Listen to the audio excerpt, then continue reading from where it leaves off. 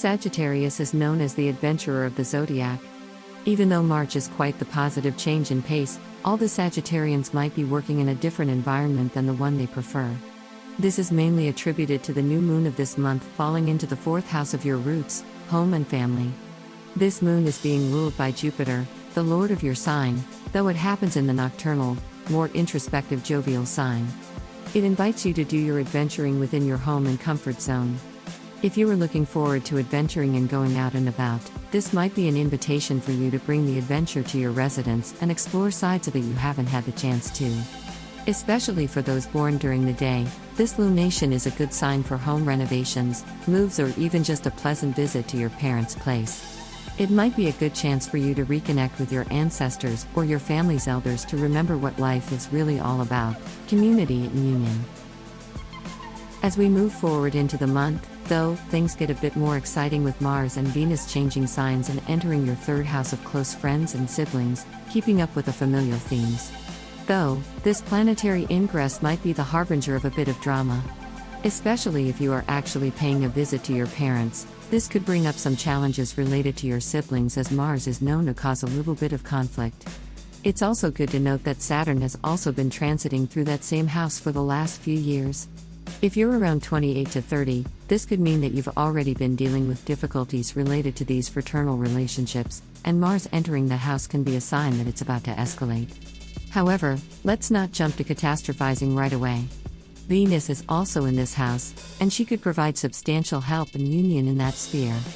Her presence is even better if you are a Sagittarius born at night. With that said, don't be afraid to lean in on the goddess's power to bring even the most distant of enemies close together.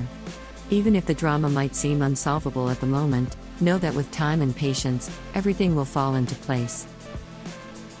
Enough with the bad news, though. The full moon of the month happening on the 18th can be just what you need to distract yourself from any sibling nagging that might arise. It happens in your 10th house of career, reputation and action, bringing light to that area.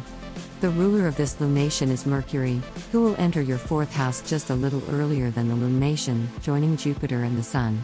While this means that Mercury is opposing the moon it rules, causing a little bit of a rub between your home and public life, the presence of Jupiter is of substantial help here. This could mean that your home will become a safe haven where you can get organized and think of new ways to tackle your career.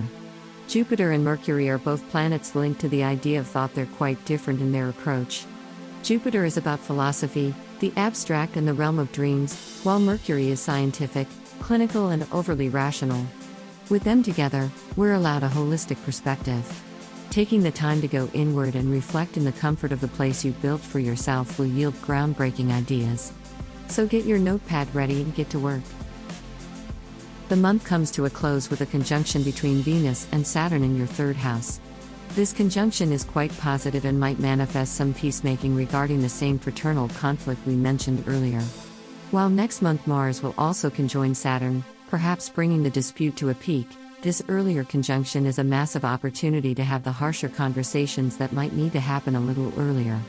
Venus can be the help you need to ensure fairness is at the focus of this whole interaction, while Saturn, the god of time himself, adds in the wisdom and space for the topics to be adequately addressed.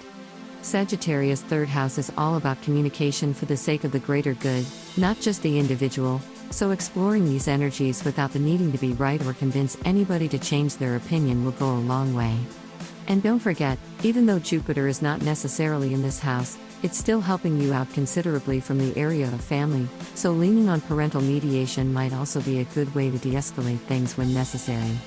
You might find that your father or a fatherly figure is accommodating, considering Saturn represents fathers as a whole. Good luck, Sagittarius, and take it easy. Help is there when you need it.